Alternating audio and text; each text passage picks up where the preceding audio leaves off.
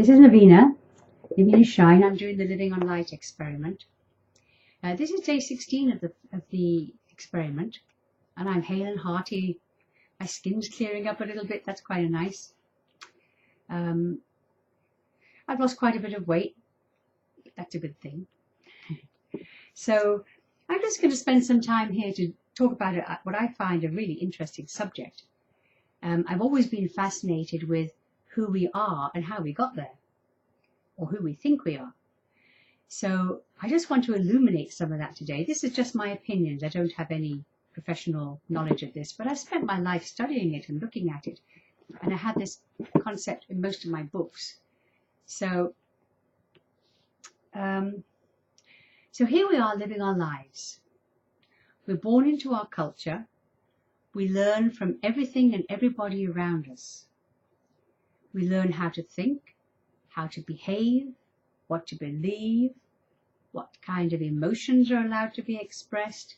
We react to our situations, and we have this whole internal structure that comes into us almost in the same way that information comes into a computer. They say light is information, actually. So I just want to give an example at the moment of how you can see it, where you can imagine that that might not be who you are. We always think that what we think is right, correct.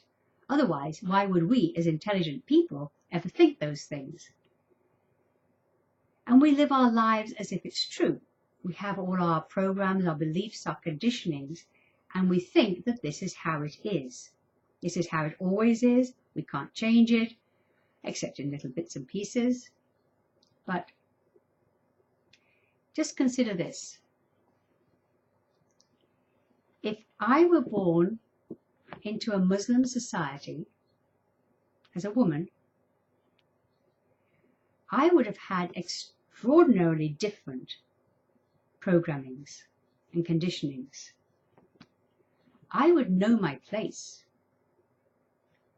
I would know where I was in that society. I probably wouldn't be educated. I wouldn't know anything outside of my program. I would never be able to go outside without the accompaniment of a male. And my whole life is bound around serving the man. I'm not judging that. I think that's their system, nothing to do with me. I would believe in Allah.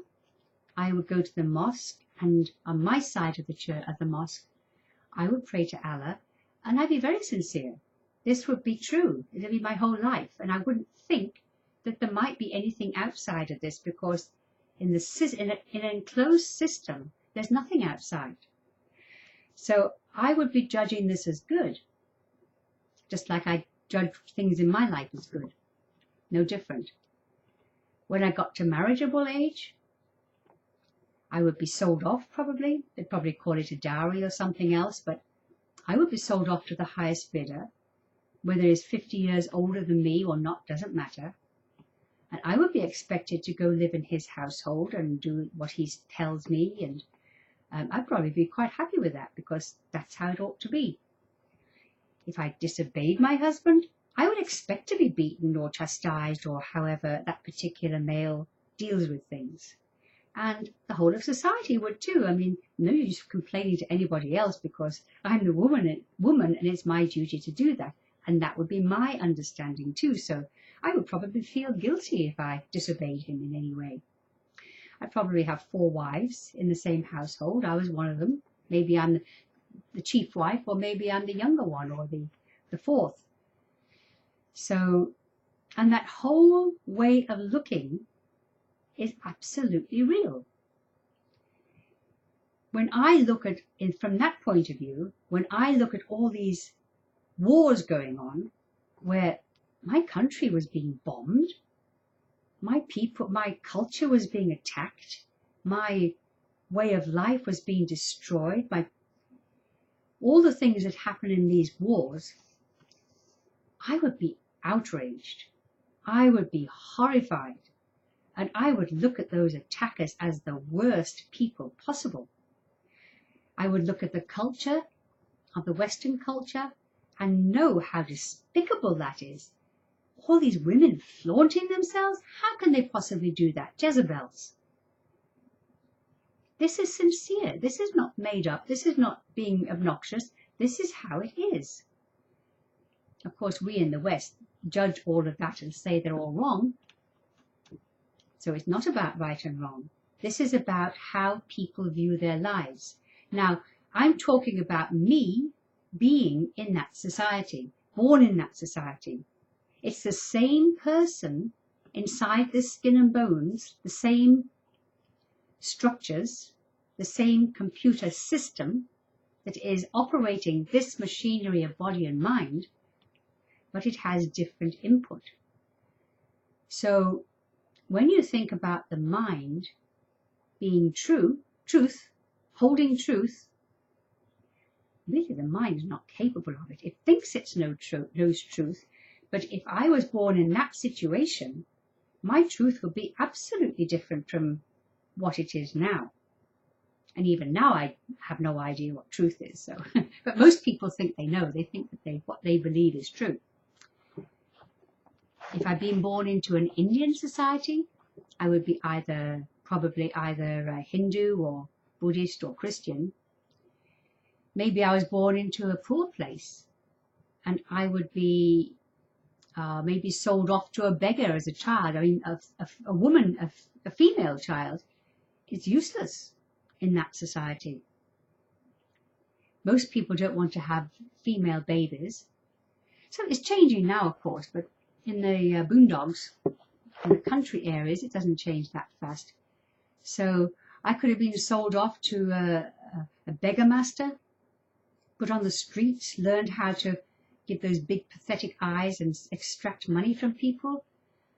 When I was old enough, I would have to be forced in to be a prostitute. And that would be my life. And I would think might not think it's okay, but I would think that that's how it really is, and that's how I really am. If I was lucky enough to be able to have a dowry, then I would be sold off to the person who pays the most. Didn't matter if you liked him or not, you just got married to him and that was it. Had the children, did what you were told. And that's the life of a woman in those countries.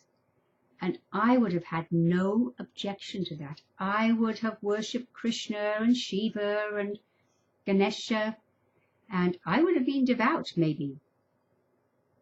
And I would have cursed my lot and think, oh, well, maybe next lifetime, maybe I'm being punished in this lifetime for something I did. Because that whole culture is absolutely different. And we from the West look at them with our eyes, not through their eyes. And we judge them and condemn people through our eyes. But I guess the point I'm making is that the mind holds the content of the culture. It doesn't hold any truth. It just holds the content of the culture. And exactly the same human born into any other culture will take on everything about that culture. Sure, it can make bits and pieces of changes, but that's another story. So, to me, it's absolutely clear that who we are, deep down, cannot be our mind, because our mind can be anything. We don't know the truth about that. So, the question is there anything beyond the body and mind machinery? They're all machinery. That's, of course, one of the big philosophical questions of the ages, but it's also an important question. I think that the science of quantum physics these days, which is very new, is beginning to start looking at some of those questions, and what they're finding just in the realm of quantum physics can apply to the question, who am I? What am I? it makes sense to me that each individual has body, mind, all programmed. But there has to be a space out of which that arises. We are not isolated units. I mean, we live in the air, we breathe air, we walk on the earth. We are connected to all of those things. We breathe it. They're inside our bodies and go out. Food. Everything in our universe affects us in some way or other, does something to create its own reality inside of us because we are conscious of it. It is said that if a tree falls in a forest in China, then it causes a ripple throughout the world and it affects us. We will of course never know what the effect is, but everything is interconnected. We think it's air out there, it's like an open space, we think it's a vacuum. Not at all. It's the connective tissue. I don't know what to call it. But if I touch something, it touches something else, it touches something else, it touches something else, it goes right through to infinity, they say. So whatever one person does or says or thinks, because thoughts are also objects, ripples out into the universe and affects the universe. You all probably have noticed that if somebody comes into the room with a bad, angry and annoyed and this awful down energy, it affects the whole room. It's just like, oh, something just happened. Maybe you don't know what it is, but the energy of that one really, really, really negative person has just affected the atmosphere in the room. That's no accident. Just as somebody comes in with joy and wonderful feelings and love and everything else, that affects the room. You go, oh my goodness, something lightened up. There's been a lot of work, very interesting work, about the effect that the human consciousness has on matter.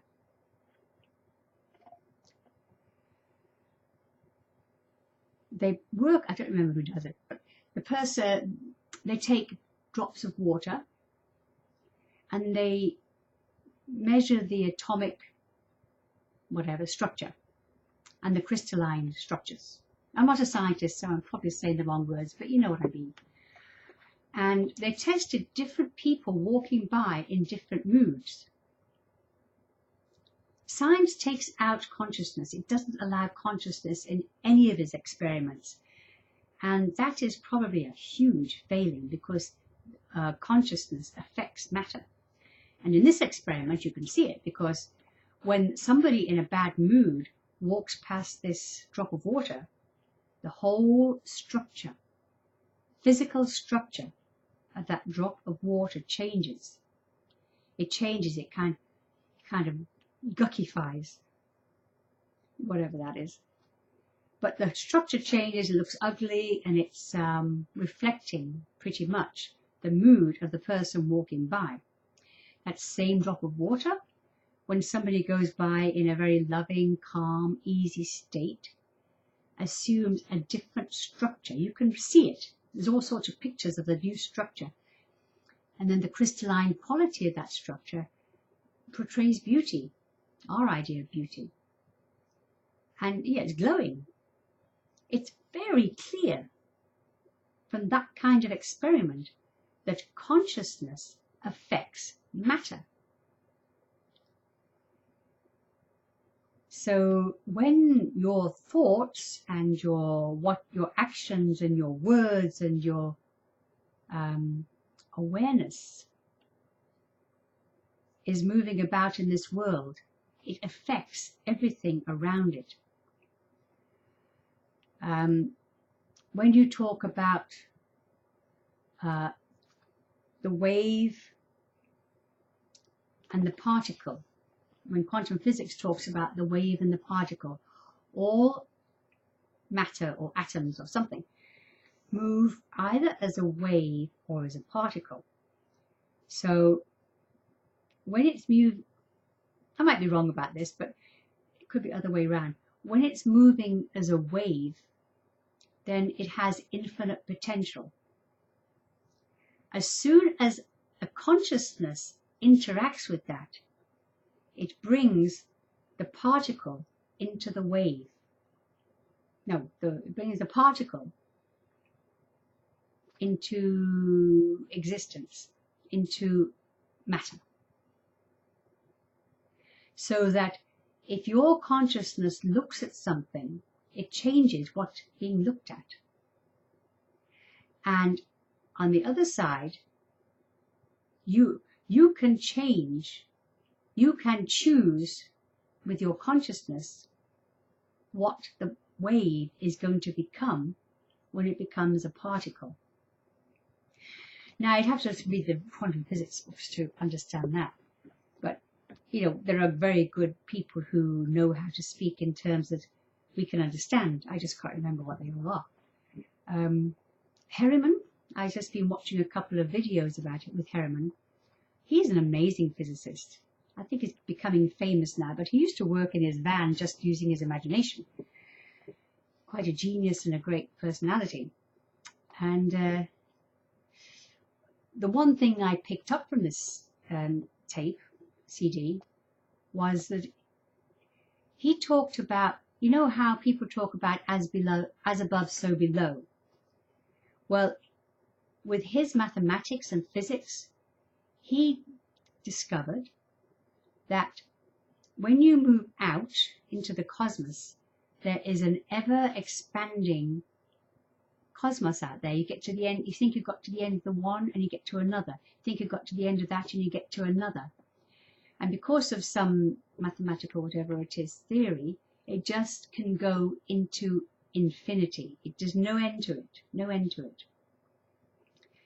And he says that it's exactly the same going inwards.